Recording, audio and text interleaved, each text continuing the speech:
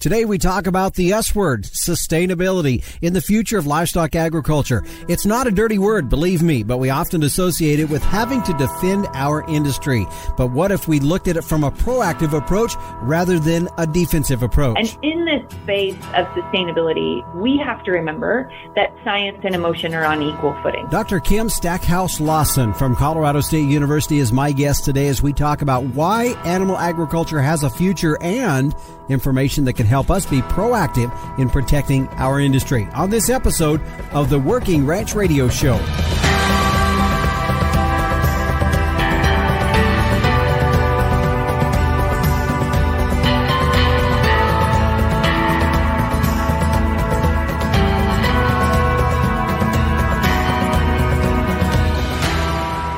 Well, hello, everyone, and welcome again to another edition of the Working Ranch Radio Show. I'm your host, Justin Mills, and thanks again for joining us here today on Rural Radio, Channel 147, Sirius XM, where you will find us right here every Saturday and Sunday at 12 noon Eastern. And I know a lot of you also listen to the show via podcast, so just so you know, today's episode is episode 43. And if you don't listen that way, that's a good way to go back and listen to the show if you hear something, or if you want to share the show with somebody that you want to know on, or that you know on social media through email, you can send them a link through that as well. And again, today is episode 43. Well, here in Northeast Wyoming on the X-Ring Ranch, we are experiencing our first major snowstorm of the season, and we got about 8 inches of snow sitting on the ground. Very wet snow, I might add. In fact, ahead of that, we had about a half an inch of rain, so good moisture coming. Snow's always kind of a double-edged sword because you kind of need the moisture, and this time of the year, that's kind of the format you get it in. And so, like it or not, here in our country, that's kind of how we get it. But not going to complain. I know it's pretty widespread. The storm is, and I know a lot of folks probably digging out from underneath that, and it looks like we'll have some nicer weather here for a little bit to get some of it melted off and back into the ground. But anyways, that's kind of what's happening here on the X-Ring Ranch. But for our show today, here is what's happening, and we're going to be having Dr. Kim Stackhouse-Lawson from Colorado State University will be joining me. She is a professor of animal science, but she's also the director of Ag Next, and this is an exciting new initiative through CSU that is focused on providing science-based information to the public on sustainability for animal agriculture. We're going to talk with her about that, but also just with her broad experience of talking about sustainability and how that relates to animal agriculture and what that's going to look like going forward. That's really the approach we're going to today. And really what I hope is that there's some information provided today that will help us as ranchers with facts, with information that we can be proactive with as we are talking about our industry and how it relates going forward. So that's really the focus of our program today. Dr. Kim Stackhouse-Lawson from Colorado State University will be joining me. Also, the Captain Tim O'Byrne will be by in just a moment here for this week's edition of Tim's 2 Cents. Right now, I'd like to thank our sponsors of the Working Ranch Radio Show, the American Simmental Association. And you know, we're fast approaching the bull buying season, and there was a survey done that showed the growth in the different breed of bulls sourced by commercial producers between the years of 2014 and 2020. And did you know that the largest growth in bull breed type during that time was bulls with Sim genetics? Heterosis works, which is why with Simmental, it's more per head, period. Find out more at simmental.org. Biozyme, keep them in your program with ours. Gain Smart by Biozyme. Performance Beef, find Performance Beef online to learn more and request a demo. And finally, Hargrove Ranch Insurance, providing pasture, range, and forage insurance to ranchers across the nation. Give them a call at 325-573-8975 for a free custom quote. Check them out online, hargroveinsurance.com. Well, now it's time to check in with the captain, Tim O'Byrne, publisher and editor of Working Ranch Magazine, for this week's edition of Tim's 2 Cents. Hey, everybody out there in Working Ranch Radio Land. My question today is, do you very often thank somebody just for doing a good job, like, say, at the grocery store? The person that's stocking the shelves and making the vegetable area look so nice, the meat case, the butcher behind the counter. Do you ever actually just thank them for doing a great job? Man, this place looks really good, and this meat looks amazing. How about the person that delivers your fuel? I sure appreciate you here. You come in, you do a good job. Appreciate a lot what you do to keep my operation running. I think America needs a little bit more of that these days, to be thanked and recognized for a job well done. And speaking of a job well done, back to you, Justin, in the studio. All right. Well, thanks, Captain.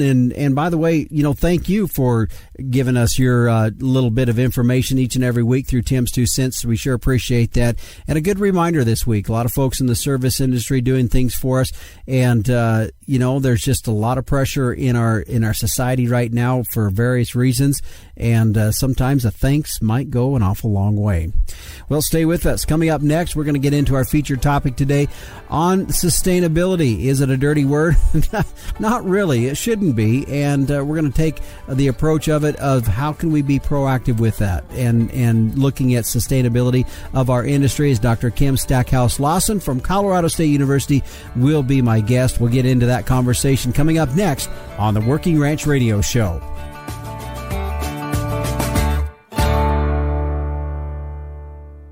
It's a competitive calf market, and buyers want calves that will perform, period. And a proven solution is Simmental. In fact, data from the Tri-County Steer Carcass Futurity from 2002 through 2018 on nearly 60,000 head of calves revealed that Simmental sired calves represented the highest carcass-valued sire group over English and other continental breed groups. And the sire group that was the second highest carcass value was Sim Angus sire. So, the proof's right there. For low-risk, high-potential calves with earning potential, be confident that Sim Genetics will give you more per head, period. Stand strong, Simmental. Welcome back to the Working Ranch Radio Show. I'm your host, Justin Mills, and thanks for joining us here again today. Our featured interview is being brought to you by Biozyme. Keep them on your program with ours. Gain Smart by Biozyme. Well, my guest today is Dr. Kim Stackhouse-Lawson from Colorado State University. She's the director of the Ag Next and also professor of animal science at Colorado State University. We're going to be talking about Ag Next later in the program, but prior to her time at CSU, Kim was the director of sustainability for JBS USA, where she was responsible for coordinating the North American sustainability program, inclusive of the company's beef, pork, poultry, case-ready, transportation, just a wide variety of their business. Prior to that, she was the executive director of global sustainability at the National Cattlemen's Beef Association, where she developed the industry's sustainability program. She received her PhD in animal science from the University of California, Davis, and was a postdoctoral fellow at Kansas State University College of Veterinary Medicine Beef Cattle Institute. So, Dr. Kim Stackhouse-Lawson, I appreciate you joining us here today on the Working Ranch Radio Show. My pleasure. Thank you for having me. Well, let's jump right into it. And the population of our planet is increasing. It's been increasing. And with that comes definitely the need for more sources of food and animal food specifically. What are the kinds of the challenges does this present to ranchers as we try to look through the crystal ball for the future of livestock agriculture? Yes, I think that's the great challenge of our time, Justin, and I think you've articulated it really well. But with 2.2 billion more mouths to feed by 2050, experts estimate food production must grow by 70%, and some estimates would suggest that animal-sourced food supply has to grow by 100%. So I think one of the things that's really important is for us to understand where that growth is really occurring. So a lot of that population growth is occurring in the developing world, right? So these developing countries that for the first time are really gaining tremendous economic status. And we know that as they increase that economic status, that their consumption of red meat increases right along with it. Meat is one of the very first things that populations will add to their diet. And so we are, I think, in a wonderful business, right? When you think about it from certainly a profitability standpoint and a supply and demand standpoint, I mean, we are going to have to produce more food. now you did sort of bring up like that comes with some challenges. And I think the first challenge is that we are going to be raising animals in a different climate than what we are today, right? And we know that we are going to have to equip producers with better predictions, right? What is this landscape going to look like in the future? We need to we need to empower producers with better tools, right? So how do we begin to, really do a good job matching animals to the environment? Are there explorations we can make in genetics, for example, where we can actually very specifically match animals to environment? And I think those things are really positive in the long term because livestock really allow us to produce food on land that's unsuitable for cultivation. And while they do that, they enhance ecosystems and, have the potential to draw carbon out of our environment. So, I think it's a challenge. It's an opportunity. It's going to be really exciting to watch, I think, for the next 20 to 30 years. And, despite that optimism that we can see looking ahead, I feel, speaking on behalf of ranchers, sometimes we feel our backs against the wall. We get defensive about our industry when it comes to the war on the perception of livestock agriculture. And in a presentation I watched you give, you referred to it as livestock's long shadow. And I know that goes back to a UN report. And I wanted you to expand a little bit about that and how that report was kind of one of the catalysts that started to kick that off. Yeah, sure. So Livestock's Long Shadow is the title of a report that was written by the United Nations, and that was published in 2006. And that report claims that livestock is responsible for more anthropogenic or man-made greenhouse gas emissions than all of the world's transportation. And the publication of that report in 2006 was really the shift that we saw in animal agriculture, where the industry was first confronted with its impact on climate change and didn't have data to refute that, right? Sure. And so that was one of the very first publications that I authored in graduate school with my colleagues, Dr. Mitloner and the team at UC Davis. And the title to our paper was Clearing the Air, Livestock's Contribution to Climate Change. And that particular publication highlighted a more accurate representation of livestock's contribution to greenhouse gas emissions, specifically in the comparison of livestock to transportation. So basically, and the authors of Livestock's Long Shadow admitted actually that they had accounted for that wrong, and then that in fact livestock is not more significant than all of the world's transportation. But at that point, I think we saw this perception shift, right? And we really haven't gotten that back in terms of the narrative that exists in relation to greenhouse gases. Oftentimes, I think in The Economist just last week, cattle were compared to coal, right? So it's often, that's a perception that we deal with. You bet. Yeah.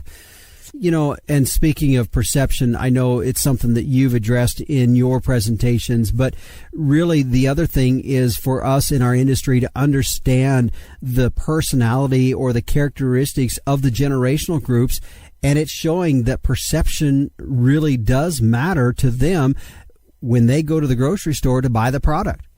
Yeah, so I think there's a couple things, Justin. I think first, we tend to oftentimes be on our heels, right, with predicting how these generations are kind of what they value, right? And it's a little bit hard to predict because, of course, we do lots of consumer studies. We focus in really intuitively on these generations, and yet it's really hard to predict kind of where their social values are going to lie. And in this space of sustainability, we have to remember that science and emotion are on equal footing, right? And even if we don't like it, that's the reality, right? So farmers and ranchers are incredible stewards of some of our most valuable ecosystems and utilize areas for grazing that could not otherwise be used for food production, right? And that story is so important to me and to you and to my team to tell. And it's really crucial to explain that critical role that animal agriculture plays in ensuring a sustainable and resilient food system. But we have to do that with credible data points, and I think with a tone that acknowledges our consumers' values, right? And what I mean by that is that I really believe there's an opportunity to connect the heritage of ranching communities with the social and environmental consciousness of younger generations. And I really believe that we are less at odds than we perceive, because I believe our values are actually closer, right? They're actually closer than perhaps what we think they are. It's just so difficult to connect, right, in an authentic way. I think that's the struggle. It's not so much we're in different places, if that makes sense. Yeah.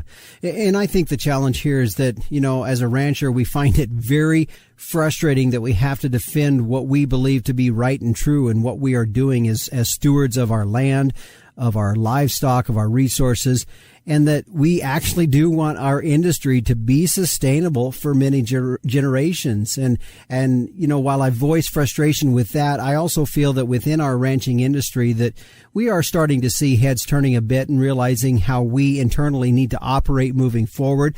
Doesn't necessarily mean major changes in dramatic ways of what we're doing, but we're being proactive about telling our story. But again, those changes won't happen overnight, and it's going to take some time.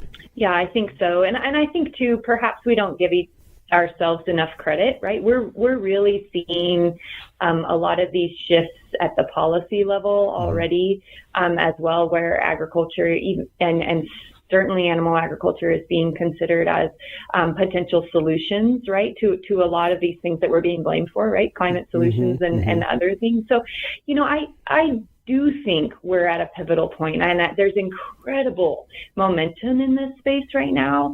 It's exhausting, but it's also really exciting, and it does feel like the ship might be turning, right? And it's a big ship, but it feels like there may be some light at the end of the tunnel, and hopefully we can all start pulling in the same direction. I think it took the industry a little while, to your point, right? That where we kind of had to all row, in the same direction. But I think we are now, and I think we are having impacts. That doesn't mean we can stop. We're still a long way to go.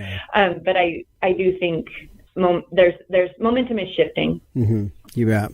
Well, let's take a break here. When we come back, we're going to continue our conversation today. My guest is Dr. Kim Stackhouse-Lawson, professor at Colorado State University, director of Ag Next, and professor of animal science.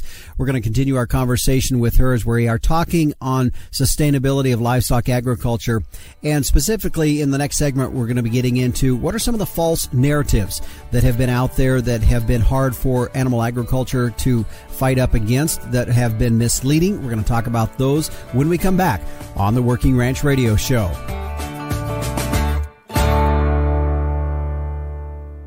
Cattle producers, here's a way to put more dollars in your pocket. Put the Amifirm advantage found in Gain Smart Mineral to work in your cow herd. Amifirm is the industry leader at increasing fiber digestion. In fact, research shows putting Amifirm to work increases forage utilization by 10%, reducing overall forage costs and allowing you to graze more animals per acre. That's a big-time return on your investment. To find which Gain Smart Mineral formula is right for your herd, visit Gainsmart.com. There's assurance in buying bulls from a proven program, and a program that's been proven time and time again is Kennely Angus. So mark your calendar now for Kennely Angus Fall Bull Sale, Monday, November 22nd, the Monday before Thanksgiving, offering approximately 350 head of fully guaranteed older bulls with free wintering and free delivery nationwide. These are bulls out of the industry's leading sires with genomic enhanced EPDs. They'll also be offering 6 head of heifer calves. Remote bidding will be available, so for more information or to request a catalog, go to KennelyAngus.com. It's Kennely Angus Fall Bull Sale, Monday, November 22nd at 12 noon Mountain, the Monday before Thanksgiving. Welcome back to the Working Ranch Radio Show here on Rural Radio, Channel 147, Sirius XM. I'm your host, Justin Mills. Glad to have you here along with us today. By the way, today is episode 43, so if you want to go back and listen on the podcast version of it, you can go back and listen to today's program. Again, it is episode 43. My guest is Dr. Kim Stackhouse-Lawson from Colorado State University. She's the director of Ag Next there, is also a professor of animal science, and we are talking about sustainability of livestock agriculture. And Dr. Stackhouse-Lawson, when we talk about some of the false narratives that have been out there that have put a lot of pressure on animal agriculture, you addressed a little bit of that when we talked about the UN report that came out and putting a lot of blame on animal agriculture for climate, and finding out later on that that was not the science was not correct there. What are some other false narratives besides what we've already talked about that have put a lot of pressure on animal agriculture, that are missing some facts that have been paving the road for these narratives to really get some legs underneath them? Sure, absolutely. And I think when we think about these false narratives and kind of evolving expectations, right? So sometimes it feels like there's a bit of a moving target on, what the industry is being asked to achieve. Again, we have to go back to that, science and emotion are on equal footing. And we also have to remember that oftentimes these false narratives are extreme, right? So they may not be the perception of the majority, right? They can also be really polarizing and often very confusing, right? So I think we always have to put those false narratives into context, and then as folks with knowledge in this space, right, whether it's me as a scientist or you all as producers, we really need to be focused on listening and making sure that when folks ask us for, input, that we're focused on building relationships, because these narratives can really erode trust in our products and in the supply chains that provide them. So to kind of get to your question around, so what are the other false narratives, right? I think that there's a few, right? The first one is, cows are worse than cars, and that for the most part came from the UN Livestock Long Shadow report. The next one is that meat, animal products, meat and or beef and livestock and chicken and everything else is harmful to the environment. Another narrative we hear a lot is that we should just eat what the animals eat, right? So we could take the feed that we feed the animals and we could feed more humans with those. And then the third is that meat-free, like a vegan diet, is the only, it's the silver bullet. Diet change is really what we need to see. And there's more, right? There's more to that. And I think what's important, what I want to kind of, the take-home message, right, is that these systems are incredibly complex. And everybody listening to this podcast knows that. And oftentimes scientists are looking for a silver bullet, and the answer is oftentimes silver buckshot, right? Yeah. Because of the complexity of the system. And so when we hear these things that are myopic and focused on a single issue, that's what's happened, right? A researcher or an academic has asked a very specific question about one metric, and they haven't necessarily been inclusive of the entire system. So a really good example of that is if we focus just on greenhouse gas emissions. So if we do that, beef has a higher impact than other foods. right? However, if we really look at the full system approach and we expand our research and we expand our data collection and we expand our models to be inclusive of other important metrics like water, holding capacity, or biodiversity, or rural community strength, or animal health and well-being, or, the list could go on and on and on. And then you take that sort of systems approach, which is really hard to do, Justin, right? Like that's really hard research to do. And you take the time to get the emotional buy-in, right, from people. So you explain that this is a system and wildlife are dependent upon a ranch, just for example, right? Yeah. And then, how then do people perceive those false narratives, right? Does climate change or does our greenhouse gas emissions become equally as important as the biodiversity that beef provides? And at that point, does the narrative shift, or do we just all get more comfortable, right? That these are complex dynamic systems. We have to be really careful not to prescribe silver bullets because they don't exist. You bet. They don't exist. Well, and that's why I think in your talk that I heard, you said, the concept of a meat-free diet was such a reckless claim. Basically what you're saying here is there's more to this than just saying a meat-free diet's going to save our planet. Yeah, so I think when we talk about those, big silver bullet type answers, right? A meat-free diet could save our planet is a really unfortunate misunderstanding of what the actual impact of vegan and meat-free diets would be, right? And so in that particular study that was published by White and Hall in the Proceedings of National Academies in Science in 2007, they actually explained what the max benefit would be only through the lens of greenhouse gas mitigation. So it means, we're gonna completely remove animals from the planet. So that means they took it out of leather. They, everything, byproducts, everything is gone. It's no longer going into our pet foods. It's no longer going into our pharmaceutical products. It's completely gone.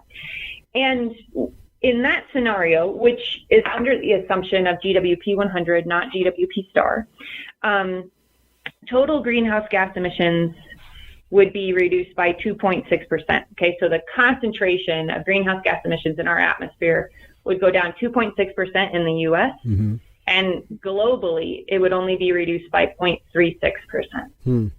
And one of their major take-home messages was that if we did that, we actually could not meet the nutritional requirements of the human population, right? And, so it's really interesting. Now, there's been other papers that have looked at a conversion of, human diet from, beef to vegetarian or beef to chicken or whatever, but they only look at it as the total carbon footprint of your diet, right? So it's not saying we would completely remove something.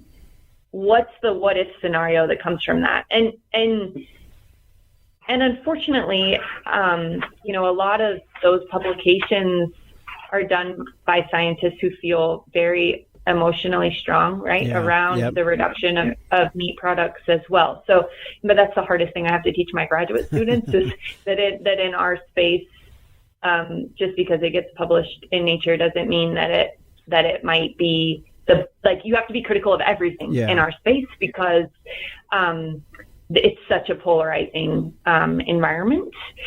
But anyway, that paper is just fabulous,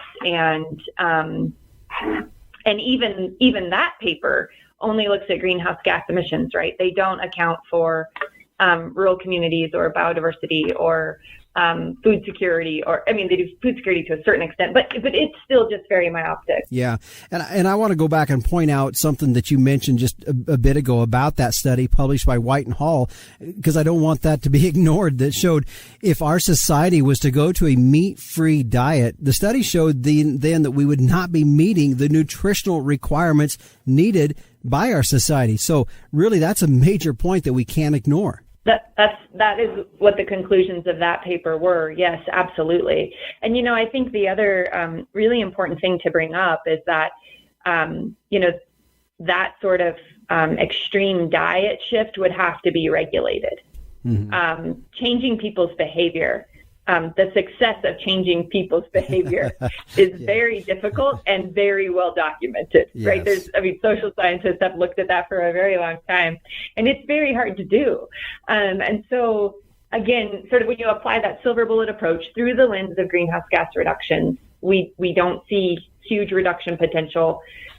We see challenges for human health, and we see actually changing the behavior as nearly impossible, right? So that's really not a viable strategy. Mm-hmm. And Justin, really positive on that. The UN in their recent food summits meeting, absolutely, they didn't even talk about changing in diet. So I think we're actually seeing, a lot of groups that perhaps were more extreme at one time really becoming more balanced in this space, and really acknowledging that animal agriculture and animal source foods is a really important part of our diets and our culture and our ecosystems. Yeah. I mean, this momentum is not just happening right in the U.S. or just in animal agriculture. I mean, we really are starting to see that change at a policy level globally as well.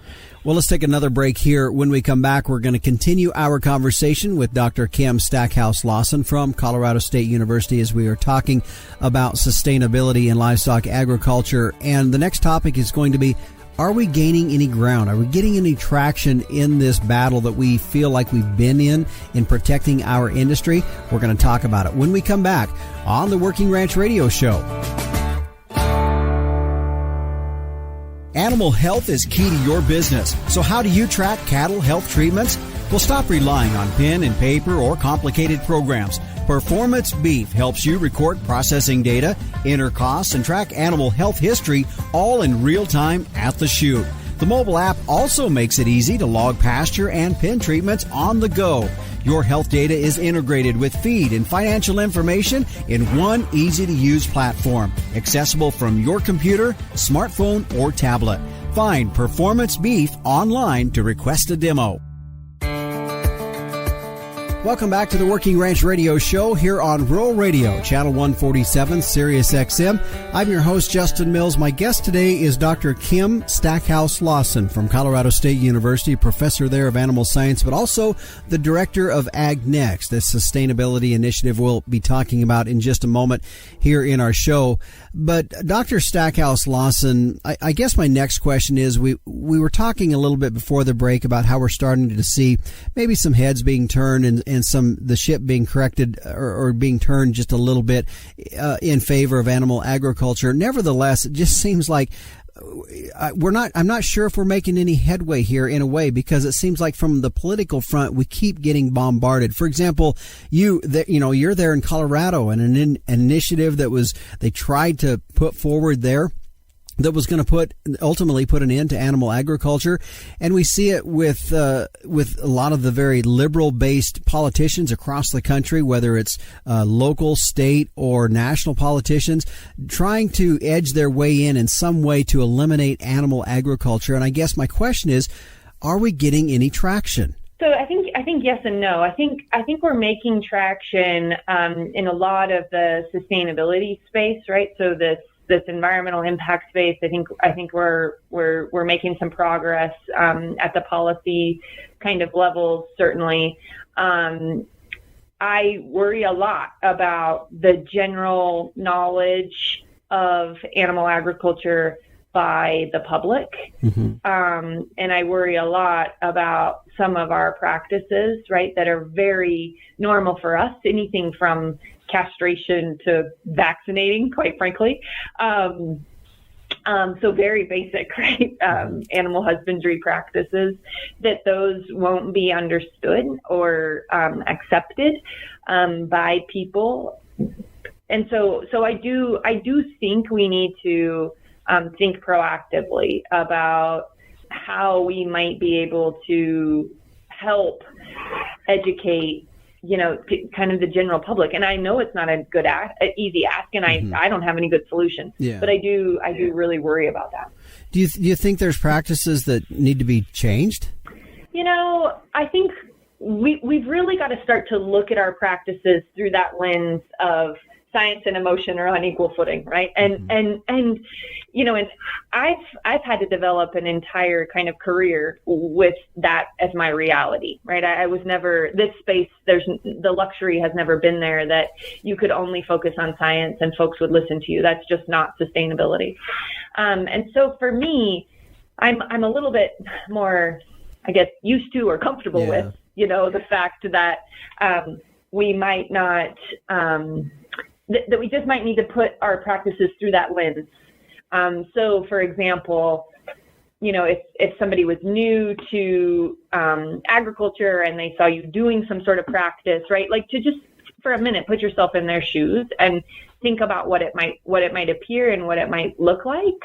And do we stop doing the practice? I don't know, right? I don't think we do practices that aren't meaningful. But should we maybe consider the optics of that practice, or if the optics of that practice, even we think, oh, this isn't great, then maybe the question becomes, is it really necessary, or is there an alternative? But we've got, I do think we need to be conscious of the fact that, people really care about food. They're really emotionally connected to it. This new consumer is really socially and environmentally conscious, and that includes animal welfare, right? And kind of health as well. So, absolutely, they firmly believe that they are what they eat. Yeah. And so I think we need to, embrace that and boy, that's a big ask. Thoughtfully engage and educate. That's a big ask to, for us out here, and of really getting and I. Really understanding what you were saying. You said it earlier and you said it again, is, we're dealing with a society that science equals emotion. That is where this is coming down to. And that's a big ask for those of us that believe that, I guess, science is, feel like that what we're doing is science-based, I guess. Yeah. I hear you. It's really hard for me too. I mean, I am a scientist, right? And oftentimes I'll present science and it sort of falls on deaf ears because it's not aligning with people's values. It's an interesting climate. Yeah. Well, and I know you grew up in agriculture too, so I know, we should have probably done that at the very beginning and have you kind of explain your background a little bit, because it's not like I'm talking to somebody that's never been around an animal, because I know you have. Yep. I come from the industry and love it, and still have cows. So I hear all that, and my father and my father-in-law feel very similarly, I'm sure, to many of the listeners. Yeah. I'm sure you've had the discussions many of times. So yes. Well, stay with us. We're going to take another break here. Our guest today is Dr. Kim Stackhouse-Lawson from Colorado State University, as we are talking livestock sustainability. And as we look into the next subject that we're going to be getting into, it's going to be getting some clarification on carbon neutral. We've been talking about carbon footprints here briefly. We're going to talk and get some clarity on carbon neutral status, climate neutral, and just what some of these terms mean and how that's going to impact livestock agriculture. We'll be back with more on the Working Ranch Radio Show here on Rural Radio, Channel 147, Sirius XM.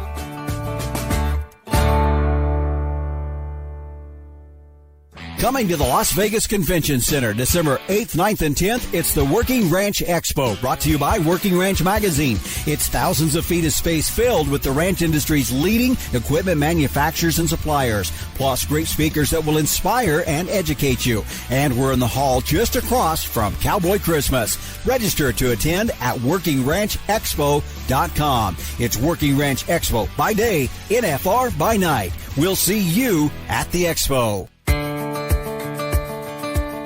Welcome back to the Working Ranch Radio Show. I'm your host, Justin Mills, and my guest today is Dr. Kim Stackhouse-Lawson with Colorado State University, as we have been talking about sustainability in the livestock industry. And Dr. Stackhouse-Lawson, you talked briefly about carbon footprint, and it reminded me of something to get some clarification here in regard to what we're seeing some large companies striving for, what we're hearing, carbon neutral status, the term carbon neutral and the term climate neutral.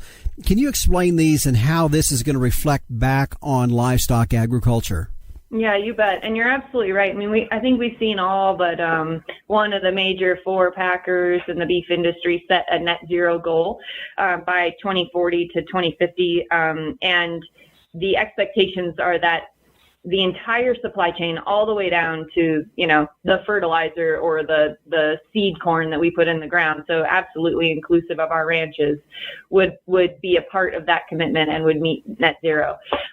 So to answer your question on climate neutral and carbon neutral, so those are two different terms, and then kind of net zero includes both of them. So it's like all of this space, very confusing.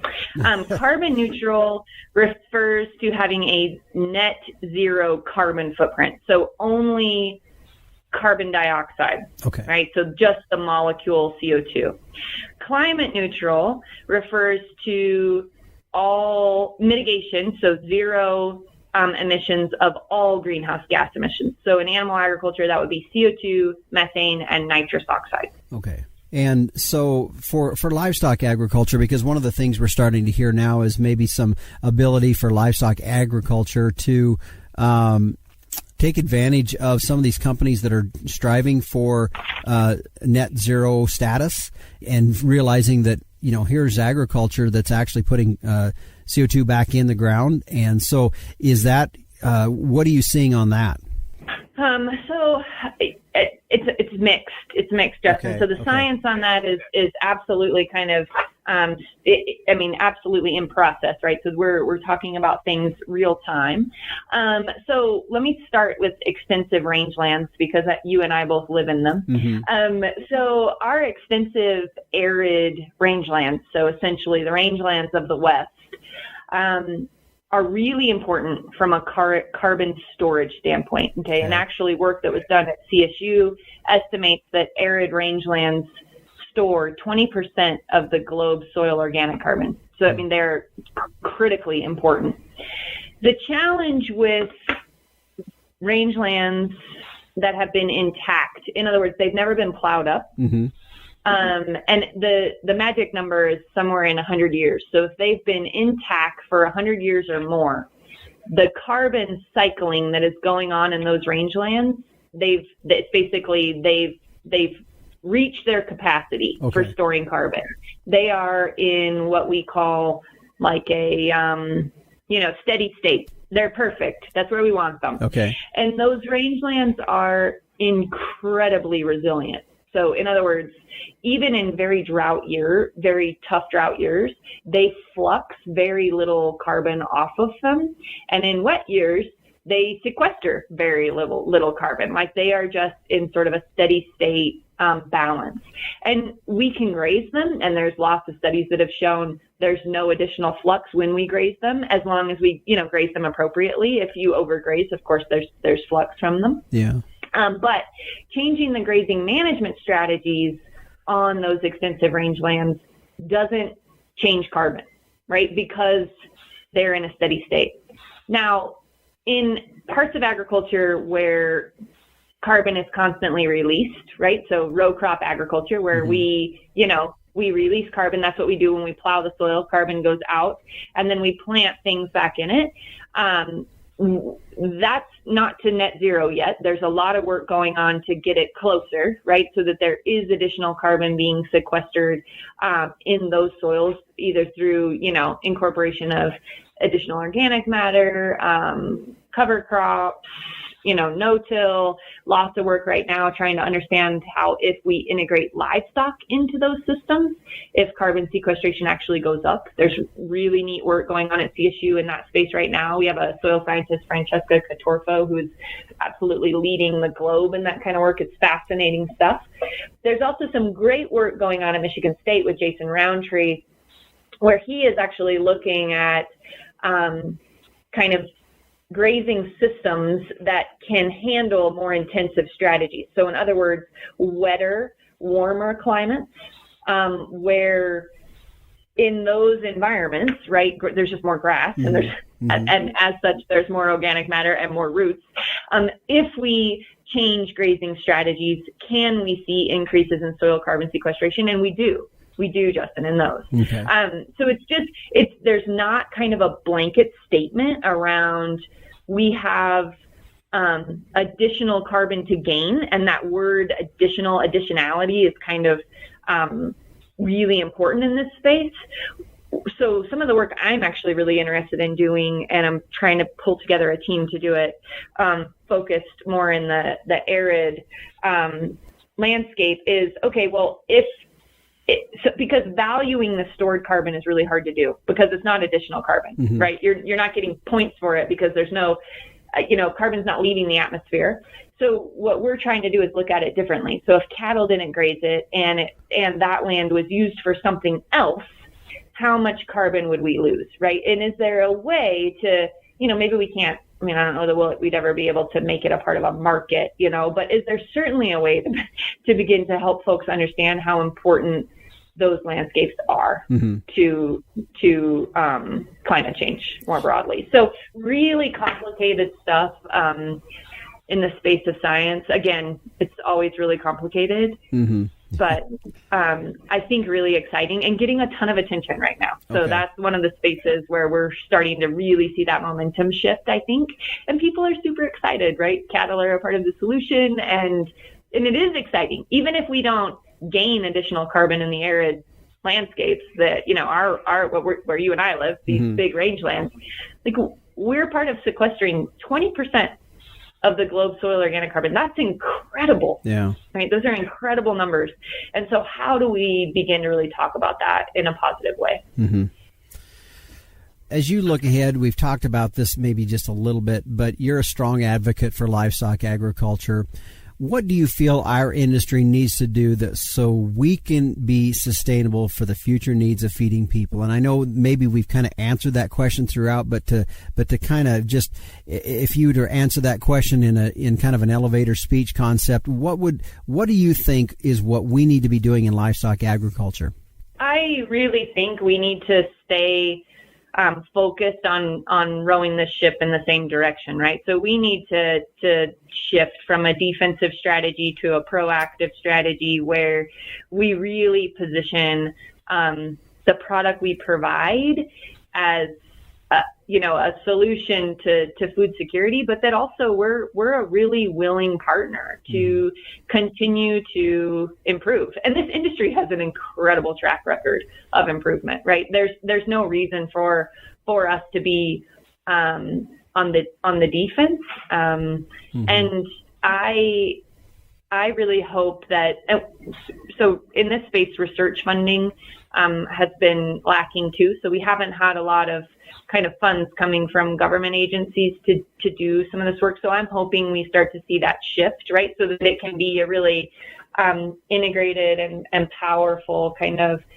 government, academic, producer, push to really take animal agriculture into the 21st century. And I know these producers can do it. I absolutely believe that they can. I do really worry about how this shifting climate is going to affect our resiliency and our adaptation. And, we're seeing pretty extreme weather events. We're seeing prolonged droughts. We're starting to see forage variety shift. Those things worry me, and I'm not sure we're paying close enough attention to them. So, I think we need to start focusing on that. I think we need to start measuring, even if you don't know what to measure, because I think it might become an expectation of our supply chains, right? When we start to think about these net zero commitments. Mm-hmm. Yeah. I start forecasting we don't know what that's going to entail yet, but I think we need to be watching it very closely. You bet.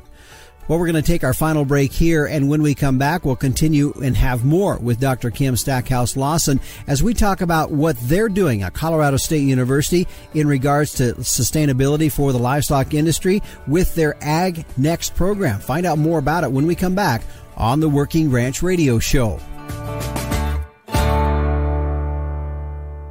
Ranching has been in the Hargrove family for generations, and they know the value of keeping a ranch in the family. Hargrove Ranch Insurance provides pasture, range, and forage insurance to ranchers across the nation.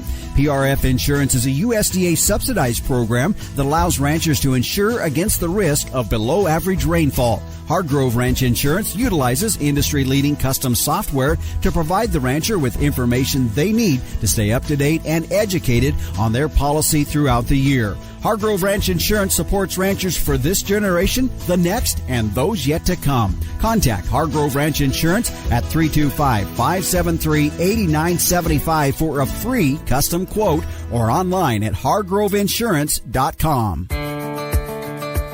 Welcome back to the Working Ranch Radio Show. I'm your host, Justin Mills. Our final segment today brought to you by Hargrove Ranch Insurance, providing pasture, range, and forage insurance to ranchers all across the nation for a free custom quote. Check them out. Go online at hargroveinsurance.com. Well, we wrap up our conversation now with Dr. Kim Stackhouse-Lawson from Colorado State University. And Dr. Stackhouse-Lawson, I wanted to give you some time here to talk about the Ag Next program because I know it has a direct correlation to our subject here today as it's targeted specifically towards addressing the issue of sustainability in the livestock industry. And I wanted you to explain a little bit about it in your role with it.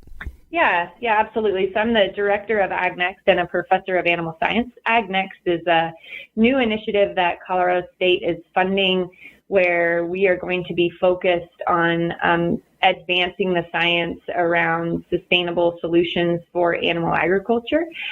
We will eventually hire somewhere in the neighborhood of 14 tenured faculty in a cluster hire across the university, all really focused on advancing the health of animals and ecosystems to ensure a profitable supply chain and vibrant communities. So we're really excited about that work, and you could see more on our website. It's only been up for, I think, 2 weeks now, so we're very new. But that website address is agnext, it's agnext.colostate.edu. And then we have Twitter, LinkedIn, and Facebook. So please follow us if you have any interest. Okay. All right. Well, thanks for joining us here on the Working Ranch Radio Show. Thank you for having me. Dr. Kim Stackhouse-Lawson has been my guest today from Colorado State University as we've been talking on this topic of addressing how we can be proactive on the subject of sustainability of the livestock or animal agriculture that we in the ranching industry are a part of. So some very good information that I hope will help us in our efforts to be more proactive in regards to that particular issue and our industry as a whole. Also might point out again, the Ag Next initiative that they're going to be doing down at Colorado State University are underway with. That website again is agnext.colostate.edu. Their Twitter handle is @CSU AgNext. They're also on LinkedIn and Facebook. Check them out if you would. And some very encouraging to hear what is going to be coming out of that endeavor going on there at Colorado State University. Well, our featured interview today has been brought to you by Biozyme. Keep them on your program with ours. Gain Smart by Biozyme. I'd like to thank some of our other sponsors as well, the American Simmental Association, Performance Beef, and Hargrove Ranch Insurance. The Working Ranch Radio Show is a production of Working Ranch Magazine, and if you would like to get a hold of me, you can sure do it by calling or texting the studio here at 307-363-COWS, or you can also send me an email at justin.workingranch@gmail.com. Well, I encourage you to join us right here every Saturday and Sunday at 12 noon Eastern on Rural Radio, Channel 147, Sirius XM, or search us out on your favorite podcast provider. Thanks again for joining us here on the Working Ranch Radio Show. I'm your host, Justin Mills. And until next time, keep your chin down and your mind in the middle. So long.